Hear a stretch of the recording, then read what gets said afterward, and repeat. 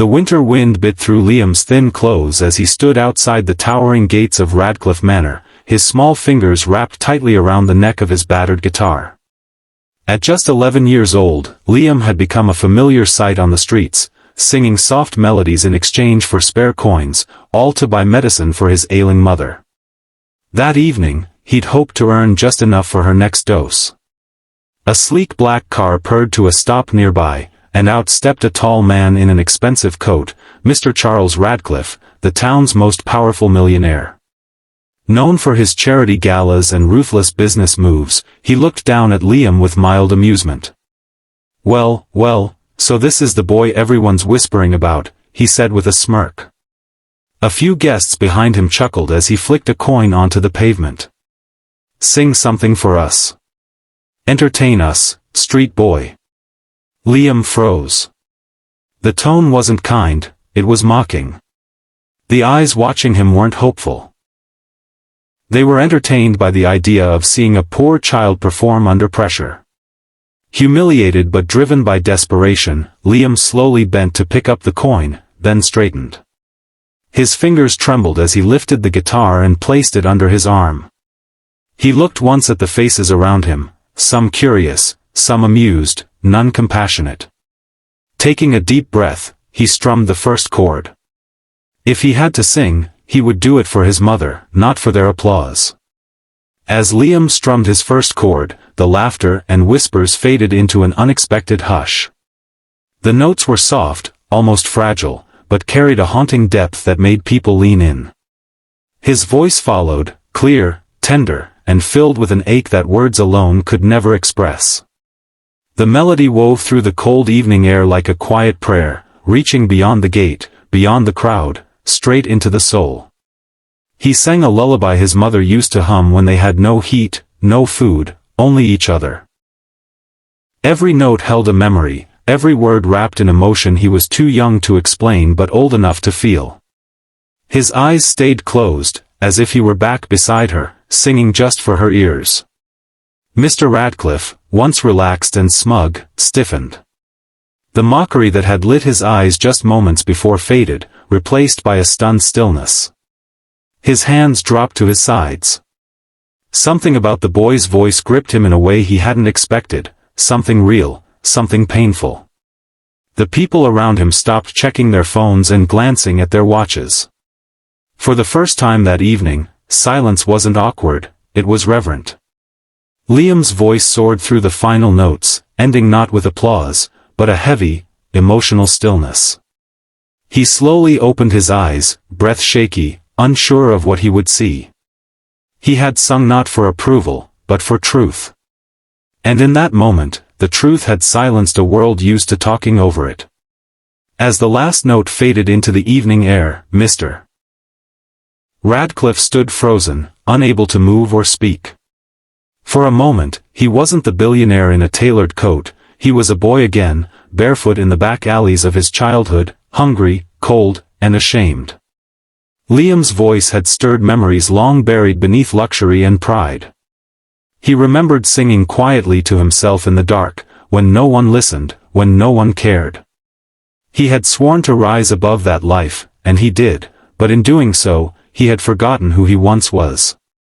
Around him, the guests began to shift uncomfortably, sensing something had changed. The laughter had vanished, replaced by a strange stillness. No one dared speak first. Mr. Radcliffe's eyes were locked on Liam, but he wasn't seeing the boy's tattered clothes or dirty shoes anymore. He was seeing strength, purity, and something he himself had lost, humility. He glanced around and realized that in trying to entertain himself by mocking a child, he had exposed his own emptiness. This wasn't just a street performance. It was a wake-up call. The raw emotion in Liam's voice, the pain wrapped in beauty, had broken through the millionaire's carefully built walls. It wasn't pity that filled him, it was shame, and a longing to make something right. In Liam, he saw a version of himself, long forgotten. And in that moment, the man who had everything realized how much he had truly lost. Liam stood quietly, eyes still lowered, unsure what to expect. He had finished the song, but there was no applause, no mockery, no reaction at all, just a silence so heavy it made his heart race. Then, slowly, Mr. Radcliffe stepped forward, his expression unreadable. The crowd parted as he approached the boy. Liam tightened his grip on the guitar, bracing himself for another cruel remark. But instead, Mr. Radcliffe knelt down to his level, something he hadn't done for anyone in years. "Where did you learn to sing like that?" he asked softly, his voice stripped of ego. Liam hesitated, then answered, "From my mom. She says music keeps the hope alive, even when everything else fades." The honesty in his words cut deeper than the song itself. Mr. Radcliffe looked down, struggling to speak. Then he did something no one expected. He pulled out his phone and made a call. "Get my assistant here. Now. I need to make arrangements." Turning back to Liam, he placed a gentle hand on his shoulder. "You won't sing on the street again. Not while I'm breathing." Liam blinked, confused. "Why?" he asked. Mr. Radcliffe smiled faintly, eyes misting. "Because someone once left me behind when I needed help. And I swore I'd never become that kind of man. Until today." What began as a moment of humiliation turned into a life-altering invitation, one that would lift Liam from the cold sidewalks into the warmth of a stage, and change both their lives forever. Months later, the grand auditorium buzzed with anticipation. A banner hung high above the stage, "Voices of Hope, a charity concert for children in need." At center stage stood Liam, now dressed in a crisp white shirt and polished shoes, his old guitar replaced with a finely crafted new one gifted by Mr. Radcliffe.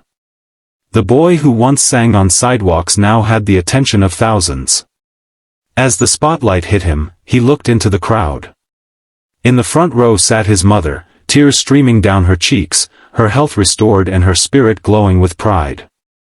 Beside her, Mr. Radcliffe watched with quiet emotion, his usual stern expression softened by something rare, humility and joy. Liam took a deep breath and began to sing. The same lullaby, the same heart, but now, his voice echoed in a room filled with love, not pity. Each note carried the story of where he had come from and the hands that lifted him up. The audience rose to their feet in silence at the end, not just applauding the song, but the journey. Cameras flashed, tears fell, and strangers held hands. That night, the world didn't just see a talented boy. They saw the power of compassion, of what happens when someone chooses to uplift rather than belittle. Backstage, Mr. Radcliffe placed a hand on Liam's shoulder. "You changed me," he whispered. Liam smiled. "You listened." And just like that, a song once born in struggle had become an anthem of hope.